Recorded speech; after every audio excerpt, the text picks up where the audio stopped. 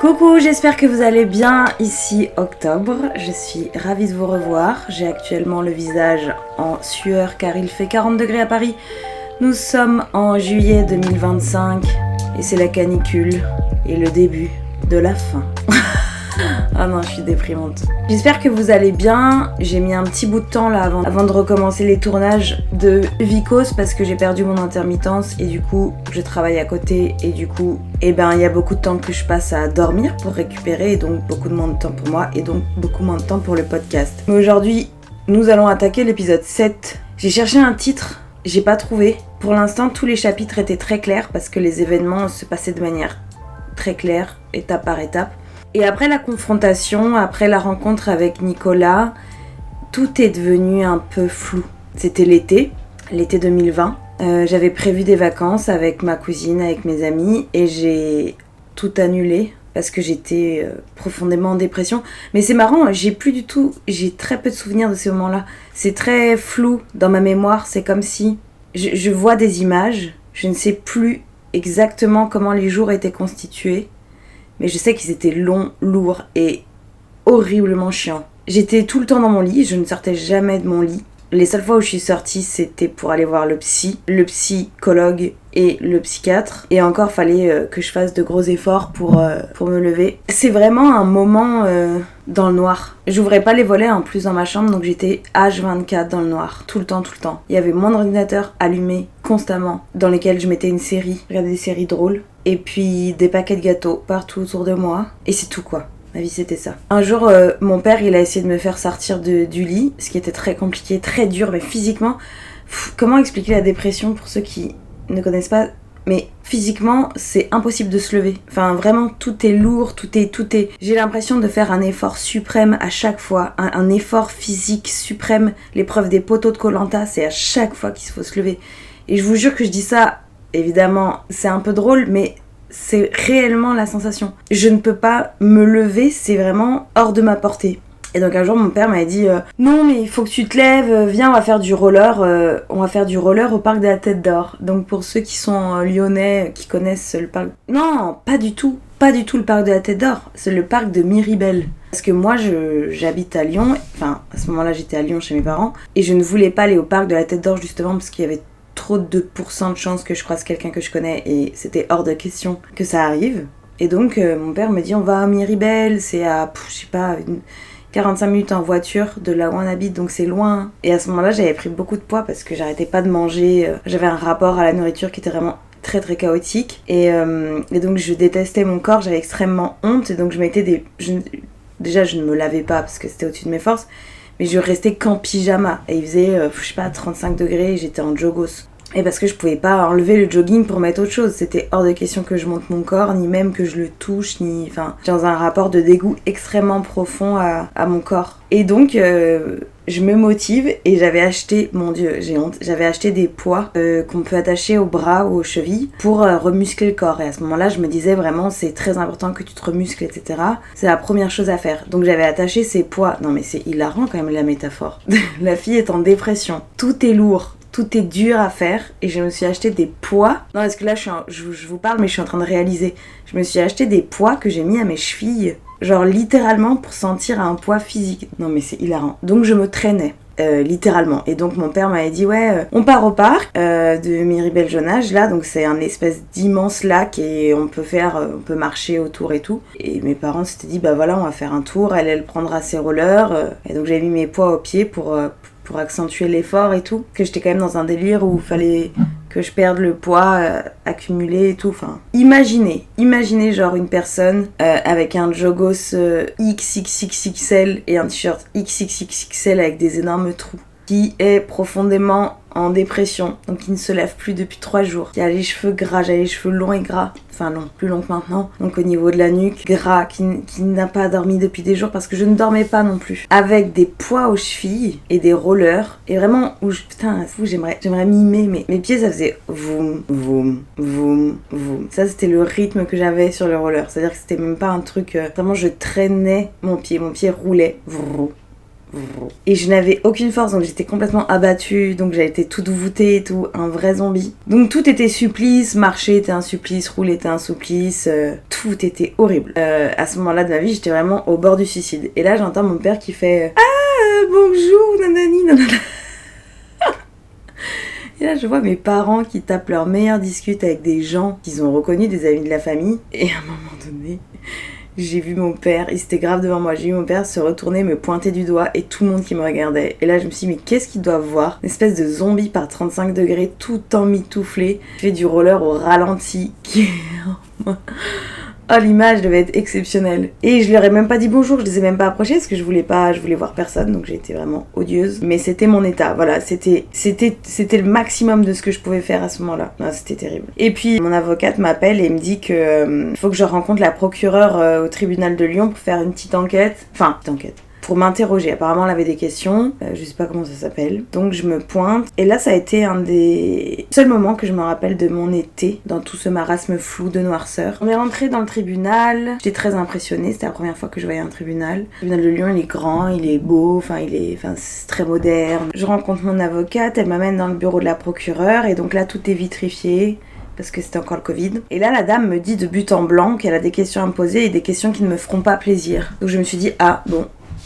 mais qu'il fallait quand même que j'y réponde. Et donc elle m'explique que elle cherche à comprendre la psychologie des victimes, qu'aujourd'hui ils ont besoin de réponses sur des comportements qui se retrouvent chez toutes les victimes et qu'elle va me poser des questions pas agréables, mais que c'est pour eux et elle leur permettre de comprendre un peu plus comment fonctionne une victime. Elle m'a fait ce petit discours là, je me suis dit ah tiens marrant, ok donc je vais faire du mieux que je peux. Et elle a commencé à me re-raconter les faits qui se sont déroulés dans la colonie de vacances et elle a repris tous les événements, toutes les agressions sexuelle, notamment une, particulièrement elle a beaucoup insisté sur celle-là. C'était un moment où on avait fabriqué une tyrolienne en fait dans la maison de la colonie de vacances, donc au premier étage, tous les enfants se mettaient sur la fenêtre et il y avait une tyrolienne qui avait été fabriquée qui descendait jusqu'en bas. Et donc il y avait des animateurs qui attendaient en bas pour récupérer les enfants et en haut il y avait Nicolas, donc le directeur de la colonie de vacances qui faisait partir les enfants. Et donc nous on était à la file indienne et moi il arrêtait pas de me dire non c'est pas le moment pour toi, c'est pas le moment pour toi et en fait je me rends compte au bout d'un moment que je vais être la dernière à passer. Et donc à un moment, tous les enfants et tous les animateurs seront en bas et qu'on sera tout seul dans la maison à l'étage. Je le comprends très vite. Je suis complètement... je cherche même pas à lutter quoi. J'attends que ça se passe. Et puis on arrive, le dernier enfant monte sur cette tyrolienne et descend. Et donc je me retrouve effectivement toute seule avec Nicolas devant la fenêtre, puis dans cet étage. Et là il m'attrape, je sais plus bien comment, mais je sais qu'il essaye de m'attraper et que je pars en courant. Je pars en courant dans l'étage et il me court après. Et déjà le fait de courir m'avait demandé, je me rappelle, un effort suprême. Le fait de réactiver mon corps et prendre mes jambes à mon cou littéralement et chercher à gagner du temps parce que je me disais forcément qu'au bout d'un moment vu que toutes les passages de la tyrolienne s'enchaînaient, il y a forcément quelqu'un qui va se dire bah qu'est-ce qui se passe et puis qui va monter. Donc je courais mais je me souviens que je courais en rigolant. Et ça m'a longtemps perturbée de me dire mais pourquoi t'es partie en fou rire à ce moment-là. Et dans tous les moments que j'ai décrits à la procureure, aux policiers, tout à la confrontation, il y a plein de moments où le comportement il est hyper paradoxal. Et je me disais mais en fait quand tu partais en courant tu rigolais, quand t'essayais de le repousser tu rigolais. C'est tellement dur, tellement pour laisser exploser un état de peur, parce que moi cet homme me faisait peur, mais il me faisait peur, c'est pas la même peur que quelqu'un qui vous court dans la forêt avec un couteau, enfin je sais pas comment dire, c'était un homme que je voyais tous les jours et il y avait quand même un truc où je devais faire semblant que tout se passe bien tout le temps. Je sais pas comment dire, je pouvais pas me permettre d'avoir véritablement peur et d'être triste, il fallait toujours que je fasse semblant, et ça c'est hyper compliqué à expliquer. Et la procureure me pose la question mais pourquoi vous rigoliez à ce moment-là? Et je disais parce que moi j'essayais de faire semblant de jouer en fait, elle me dit mais pourquoi faire semblant si vous étiez en train d'être agressée, et elle attendait une réponse très claire de pourquoi l'enfant de 12 ans que j'étais est parti en courant à fond de balle, donc mon corps est parti en courant mais que je rigolais, et j'étais incapable et tellement choquée qu'elle me pose la question, mais qu'elle me pose la question premier degré, c'est-à-dire que elle ça puisse lui dire c'est que t'en avais envie quoi. Et je me rappelle il m'a rattrapé à un moment donné, il m'a plaqué contre un mur et à ce moment-là moi je le poussais toujours en rigolant. C'est fou parce que tout mon corps indiquait non, ma voix était en fou rire, mais je pense parce que j'étais terrorisée, terrifiée, que je n'avais aucun moyen d'autre de réagir. Et effectivement, au bout d'un moment, mon plan a marché puisque quelqu'un est rentré à créer mon prénom. Et donc du coup là, il s'est défait de moi comme si les amants dans le placard, quoi, qui doivent pas se faire surprendre. C'était vraiment genre le truc de... il se rhabille, enfin il s'était pas déshabillé, mais je me rappelle le voir se rhabiller, se remettre les vêtements. Et je suis descendue et on m'a posé plein de questions. On m'a dit ah qu'est-ce qui s'est passé, pourquoi et tout. Je bégayais, je bafouillais, je sais plus ce que... honnêtement je ne sais plus du tout ce que je répondais. Et donc la procureure me prend cette histoire, me la fait raconter dans tous les sens, plusieurs fois. Et là elle me dit écoutez je ne comprends pas pourquoi vous n'avez pas dit non. Pourquoi vous avez fui mais vous avez ri. Et jusqu'à présent, dans tout mon parcours, dans la confrontation, dans la plainte, dans tout, même si je me suis sentie extrêmement seule, il y avait un endroit où je sentais quand même que j'avais raison de le faire et que j'étais une victime. Et là, pour la première fois dans le parcours, je me suis sentie coupable. C'est-à-dire que elle me dit, je comprends pas, vous avez 12 ans, vous êtes en mesure de parler, ne le prenez pas mal, mais j'aimerais savoir pourquoi vous avez pas dit non. Et j'étais bouche bée, tellement c'était violent, je n'arrivais pas à répondre. En plus, faut imaginer l'état psychologique dans lequel j'étais. Je le redis encore une fois, une vraie loque, donc j'accusais le coup et je la regardais avec la bouche ouverte et j'étais en mode j'ai juste pas réussi quoi, j'ai pas réussi. Elle me dit donc vous avez un adulte qui essaye de vous toucher et de vous embrasser en vous plaquant contre un mur et vous le poussez en rigolant. Vous croyez que c'est suffisant ? J'étais bouche bée. C'était comme un couteau en plein cœur. Et après elle m'a répété vous savez on essaye juste de comprendre.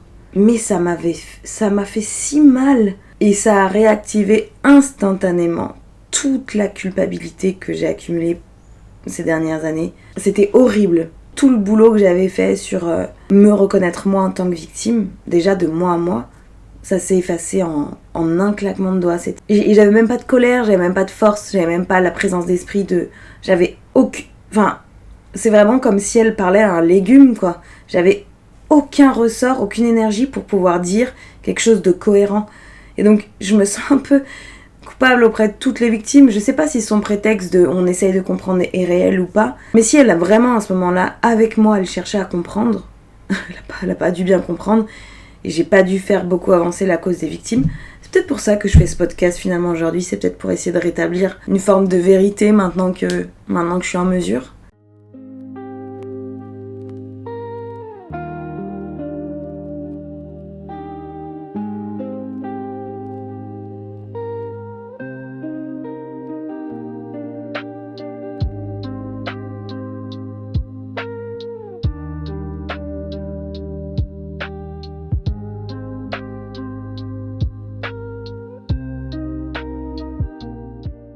Et puis juste après, elle m'a posé la question fatidique de est-ce que vous étiez amoureuse de cet homme ? Et là, j'ai eu peur parce que je me suis dit putain, on est en train de me demander si potentiellement c'est moins grave que prévu, si potentiellement j'ai ma responsabilité. Je me disais putain, la meuf en face de moi qui mène l'enquête et qui va juger ce truc me demande si je suis pas au fond...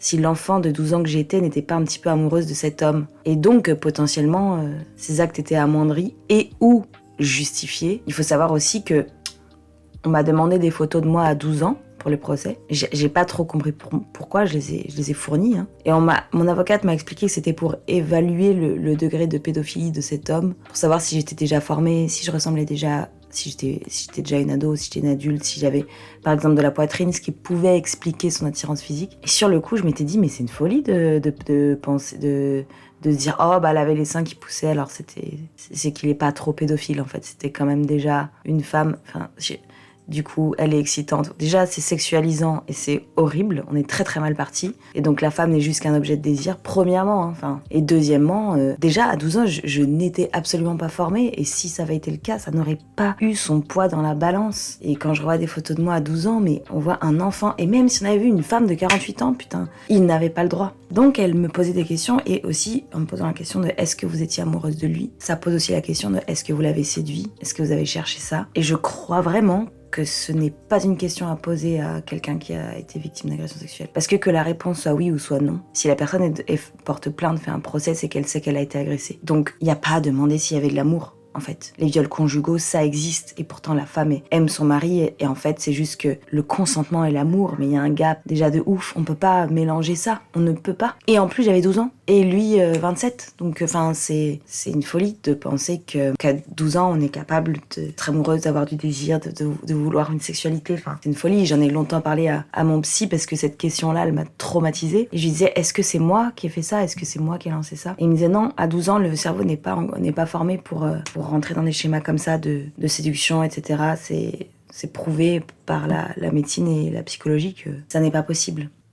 Pour revenir à cette question de l'amour, quand elle m'a posé cette question, dans ma tête, je n'ai pas eu le choix. Je me suis dit, si tu ne réponds pas non, que tu n'étais pas amoureuse de cet homme, c'est terminé. Il n'y a plus de procès, il n'y a plus rien. Donc j'ai répondu non, je ne suis pas amoureuse. Mais la vérité, je peux pas dire que j'étais amoureuse de lui. Mais j'étais une petite fille de 12 ans qui était absolument fan de son moniteur. Je le trouvais trop beau, je le trouvais trop stylé, je le trouvais trop drôle. Il m'accordait de l'attention au début. Il disait que j'étais sa chouchoute. Donc j'avais un statut privilégié, il me donnait confiance en moi, j'avais un peu d'estime de moi. Et oui, j'étais un peu comment on peut dire, comme un petit crush comme on a quand on est petit. Mais ça ne justifie en rien et ça ne m'a jamais donné envie qu'il fasse ce qu'il a fait. Je veux dire, à partir du moment où il a posé sa main sur moi, c'était déjà terminé. Je ne savais même pas ce que c'était. Une main sur mon corps. Il m'a privé de... Pour moi, il m'a privé de toute sensation de liberté et d'épanouissement dans une sexualité aujourd'hui. Ou en tout cas, va falloir que je reconstruise. Je sais qu'à ce moment-là, j'ai eu la sensation d'avoir menti. Et je regrette.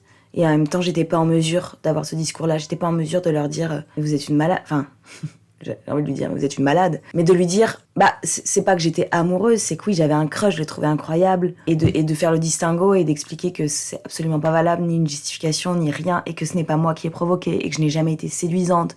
Et que c'est normal, en fait, que les petites filles aient des crushs sur des adultes. Et que c'est à l'adulte, en fait, de gérer ça. Et c'est normal aussi que les petits garçons aient des crushs sur des adultes femmes et hommes. Et enfin, je veux dire, là, je prends un schéma hétérosexuel, mais... c'est valable dans toutes les sexualités possibles. Elle m'a dit, vous aviez 12 ans, vous étiez en mesure de dire, de vous exprimer dans un français convenable et correct. Vous auriez pu dire non. Ce qu'elle sait pas, c'est qu'aujourd'hui, je suis largement majeure, que j'ai toujours autant de difficultés à dire stop ou non quand je suis dans une situation intime. Et que parfois même, je dis oui, alors que je pense non.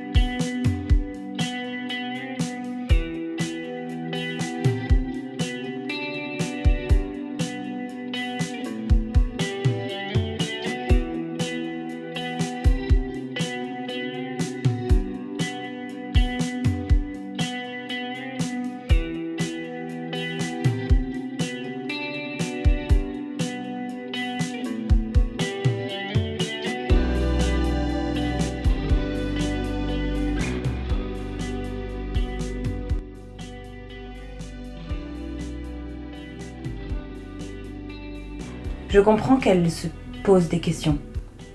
Je comprends. Ce que je ne comprends pas, c'est pourquoi ça a été à moi de donner une réponse à elle sur des questionnements qu'elle présente comme des questionnements généraux.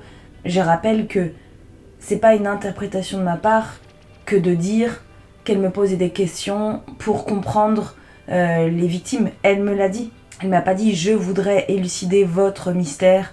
À vous, votre cas personnel, elle a dit « je cherche à comprendre pourquoi vous n'avez pas été en mesure de dire non, mais aussi pourquoi c'est quelque chose qui est récurrent chez les victimes. » Et je me dis, c'est fou, parce qu'il y a 1 milliard de bouquins qui sont écrits là-dessus, avec des gens qui donnent des réponses quand ils peuvent en donner, dans un temps qui leur est propre, c'est-à-dire au moment où ils écrivent le livre, ils peuvent l'écrire, au moment où ils font un film, ils peuvent le faire, ils ont un avis là-dessus. Alors renseigne-toi. Moi, c'est impossible de répondre à ça à ce moment-là. Je suis même pas capable de me le pardonner à moi-même. Comment tu crois que je vais donner une réponse qui sera satisfaisante ?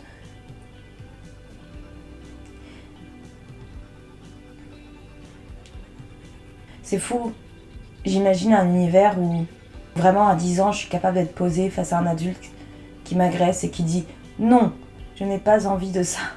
C'est une folie. C'est une folie, excusez-moi, c'est une folie. Parce que premier degré, ça me met très en colère. Il y a des polarités dans notre univers, certes, mais il y a des choses bien plus complexes que ça. Et notamment la relation entre une victime et un agresseur, ou une agresseuse. Parfois, elle est très claire, et parfois, elle est complexe et obscure, et incompréhensible pour des gens. Il existe le syndrome de Stockholm, que tout le monde connaît. Ça existe, on le sait, qu'il peut se passer des choses comme ça un petit peu paradoxales. Et moi, cet homme, ce moniteur, je l'aimais énormément. Et je comprenais pas ce qu'il faisait. J'aimais pas ce qu'il faisait. Mais je l'aimais bien. Et puis, il me faisait de la peine. Et puis, il m'avait dit de pas le dire. Et puis, il m'avait dit que c'était pas de sa faute, qu'il faisait pas exprès. Et c'est de la manipulation. Mais un enfant, il croit ça. Quand un adulte lui dit écoute, je te fais ça, mais faut pas le dire. Je te fais ça, mais je fais pas exprès. Mais tu sais, moi, je te fais ça, mais je subis aussi. Et du coup, courir, c'était ma seule option. Et rire, c'était une manière de le protéger, de pas lui faire peur à lui, malgré toute la terreur qu'il me provoquait. Et c'est super triste, en fait. C'est comme ça.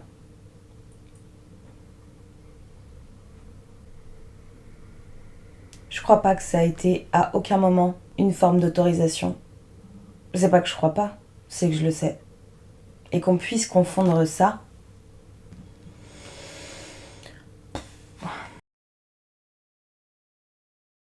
Après cette question-là, j'ai plus rien entendu. Je me rappelle pas ce qui s'est passé. Je me rappelle juste que y a une dame qui m'a dit que j'avais pas été foutue de dire non et que j'étais assez grande pour le faire et que j'aurais dû. Et que mon comportement prêtait à confusion. C'est une dinguerie.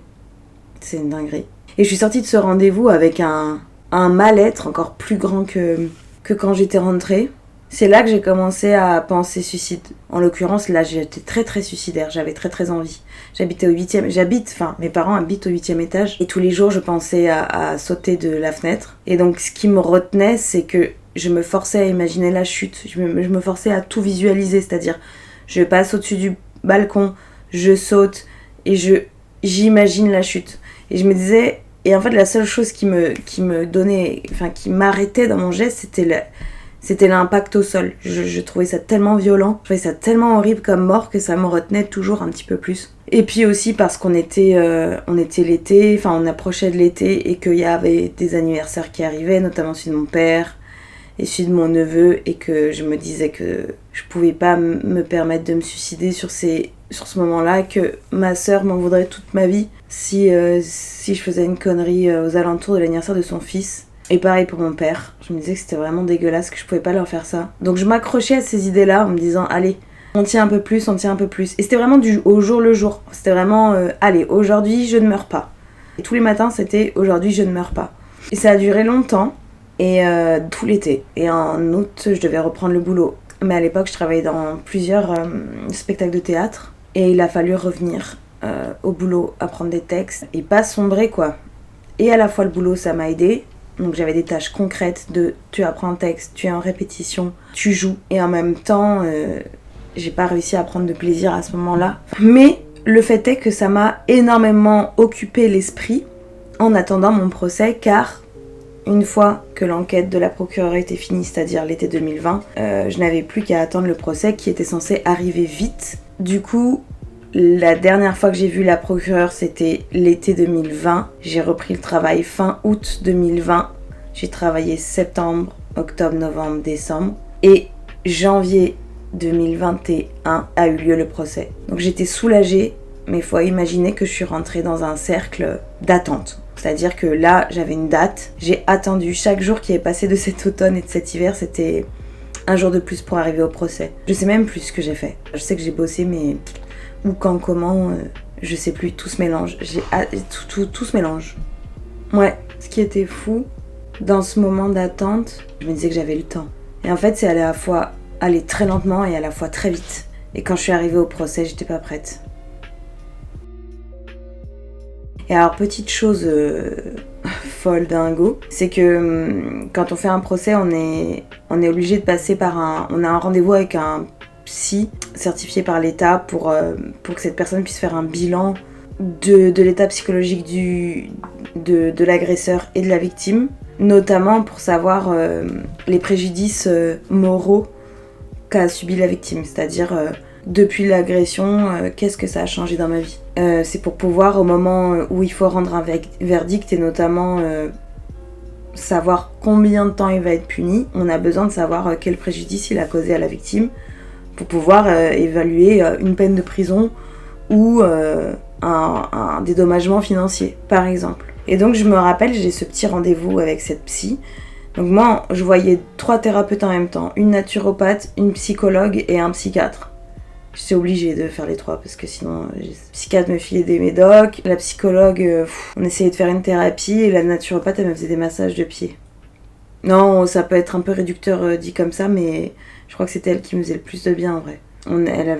C'était la seule personne qui avait un contact physique avec mon corps et elle appuyait sur des points précis sur ma voûte plantaire, ça me faisait un bien fou. Et donc ces rendez-vous-là avec les psys se font en visio et je m'attendais à rien. Et donc je vois cette dame et elle prend mon dossier, elle commence à lire et elle commence à me poser des questions. Et ça c'est très étrange. Elle commence à me poser des questions sur ma vie depuis mes 12 ans et des questions très précises sur ma sexualité, sur mon rapport aux hommes, sur mon rapport aux autres, mais elle pose des questions très précises. Si j'ai connu de la violence physique, si j'ai des maladies mentales, si j'ai des problèmes, je sais pas moi par exemple avec la nourriture, de dépression, tout ça. Et puis moi je répondais assez banalement et je me suis rendu compte que d'un coup on faisait un bilan de mes 12 ans sur les 15 dernières années et que c'était atroce. J'étais en train de me rendre compte au temps présent devant cette dame que toutes mes relations ont été façonnées par les agressions de Nicolas. Mais sous plein d'aspects différents. Ma façon de communiquer, et c'est pour ça que j'ai parlé dans l'épisode 1 de la communication d'une vicose, la façon de me tenir debout au monde, ma façon de respirer, ma façon de ne pas respirer, ma façon de dissocier, ma façon de laisser faire, ma façon de ne jamais dire non, ma façon d'accepter la violence comme étant quelque chose de normal, la violence physique et psychologique, de moi-même la reproduire.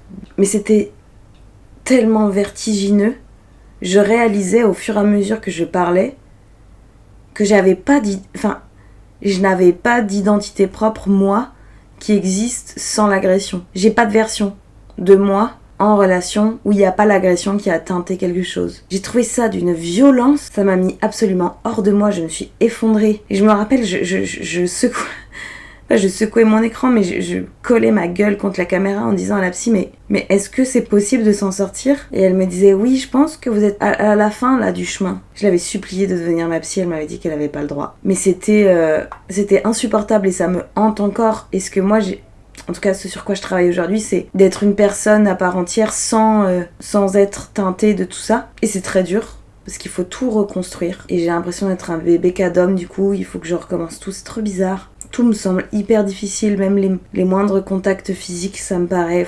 où se situe le consentement chez moi, j'en sais rien. Vu que j'ai toujours fermé les yeux et j'ai toujours... En fait, je me suis jamais posé la question, vu que j'ai été construite sans ça. Donc maintenant, ça me fait extrêmement peur et ça me fait chier, même parfois je suis en colère. Des fois, je regrette la version ancienne de moi qui était un robot parce qu'il était rodé et que je savais quoi faire, comment faire. Et maintenant, ça me fait tellement peur d'aller visiter mes envies, est-ce que mais je ne parle pas du tout que sexuel, hein, mais juste qui suis-je, qu'est-ce que moi j'aime faire, comment j'aime le faire, tout ça, je suis jamais allée explorer. Ça a toujours été plus facile pour moi qu'on me dise quoi faire et qu'on m'impose les choses. Et je suis un parfait petit artisan. Mais d'un coup, je me suis dit, putain, j'ai mon identité propre. Et c'est vertigineux et ça me fout les boules. Et en plus, ça me fout les boules de le découvrir tard. C'est des trucs qu'on découvre quand on est ado, ça. Donc à la fois, je suis dans un moment de me dire, ah, c'est super, je vais reconstruire. Et en même temps, je peux pas m'empêcher d'avoir ce truc de, mais c'est trop tard. Ça me saoule. C'est trop tard. J'aurais dû le faire avant. C'est très ambivalent, c'est très paradoxal. Et je suis toujours pas sortie de cette boucle-là. Même si, je dois dire, que je me dirige vers quand même la voie de la découverte et de l'épanouissement. Et ça, c'est cool.